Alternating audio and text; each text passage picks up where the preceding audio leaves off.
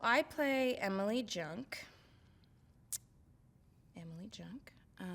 And she is a freshman who's a legacy of the Barden Bellas, and she is she's in a position that most of the girls were in the first movie, new to college, kind of a little too eager to fit in, and she is just desperate to join the Barden Bellas. When Emily first meets the Bellas, she doesn't exactly know at that point exactly what they've been through. So she is just thinking that she's going to walk in the door and she's a legacy and she's going to become a Bella. And she comes to realize that they have just had one of the worst possible situations in their career. And all of these things come up that they're not allowed to take anybody new. They've been disqualified. All of these technical things that Emily is just so new to and kind of not educated on. So until she pulls the legacy card, she's able to kind of finagle her way into the group. But yeah, they're not in a good place when Emily first meets them. I am just so much like Emily in that I've come to this whole production bright-eyed and bushy-tailed. I just think it's all so great.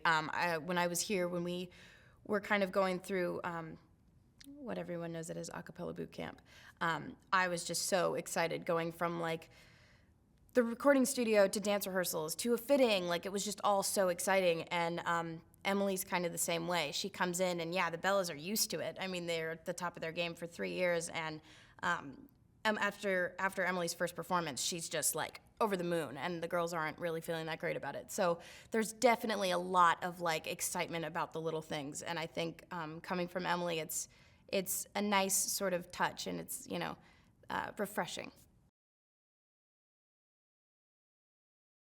I think Emily's excitement can kind of turn people away when you're like complimenting someone on their like socks and you can barely see them. It's a little weird.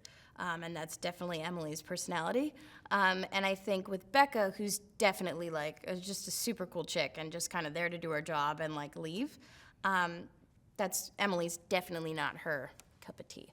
But I think once she realizes what Emily's capable of and how talented she is, she kind of gains respect for her and sees that there could be a possible collaboration between them, which she does, and that happens, and it's amazing. So I think the course of their relationship is really fun and really interesting to watch in terms of, where it goes.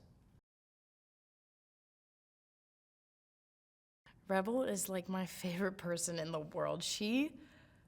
I decided very early on, this is a character choice that I made, that Emily would think every single thing Fat Amy says is just hilarious. So that gave me the excuse to laugh at everything that came out of Rebel's mouth, which was very smart, Hailee. I can't keep a straight face around her. It's the hardest thing to do. And very rarely will I have moments like that where maybe I'll laugh for like a couple minutes and like I'll break in like one take and then I'm like, okay, back to work, I'm ready. But with Rebel, it's just every single take. She just gets me every time. She's so much fun to be around too. On our off time, she's super chill and just has such a great personality, and she's a great friend. It is funnier, it is bigger, it is international, it is all of those things. I think the whole idea of like, is it going to be as good? Is it going to be better? I think, it's a continuation of the first movie, and it's a continuation though, as even though the Bellas have grown up and there are new people involved, and a lot has kind of happened over the 3 years, and you kind of like get to catch up with all of them in this movie and see what they've kind of been going through and see where they're at